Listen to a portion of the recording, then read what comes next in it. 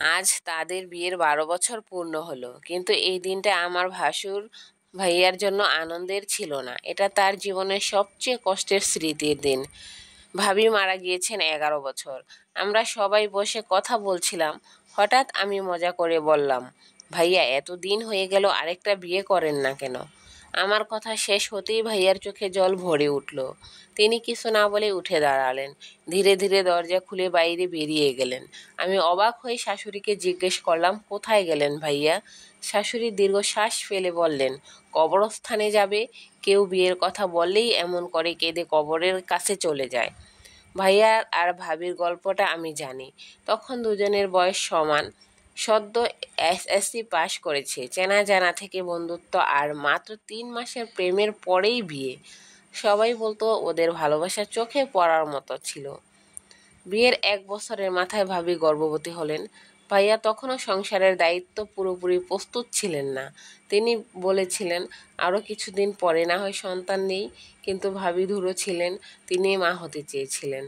সন্তান জন্মের দিন বর্ষার ভোরে হাসপাতালে অপেক্ষা করেছিলেন ভাইয়া, কিন্তু ভাগ্য নিষ্ঠুর হলো। প্রসবের সময় জটিলতায় প্রথমে ভাবি, তারপর সেই নবজাতক, দুজনেই চলে গেলেন। ভাইয়া ভেঙে পড়লেন। অনেক মাস কারো সঙ্গে কথা বলেন না, ঠিক মতো খান না, এক সময় অসুস্থ হয়ে পড়লেন। তারপর থেকে প্রতি বছরের এই দিনে কিংবা কেউ বিয়ের কথা তুললেই তিনি ভাবির কবরের পাশে যান। ঘন্টার পর ঘন্টা বসে থাকেন, যেন কারো সঙ্গে কথা বলছেন। গতকালকেও তাই হলো। হাতে ফুলের তোড়া নিয়ে ভাইয়া বসে আছেন কবরের পাশে। আমি দূর থেকে শুনতে পেলাম তিনি বলছেন, আমি কথা ভাঙবো না। তুমি বলেছিলে কেয়ামত পর্যন্ত অপেক্ষা করতে পারবো তো? আমি বলেছিলাম হ্যাঁ, আমি সেই প্রতিজ্ঞা রাখবো। তার চোখে জল, কিন্তু ঠোঁটে ছিল হালকা হাসি। তিনি একবার মন দিয়ে ভালোবাসেন, আর সেই ভালোবাসায় কখনো বিশ্বাসঘাতকতা করেন না।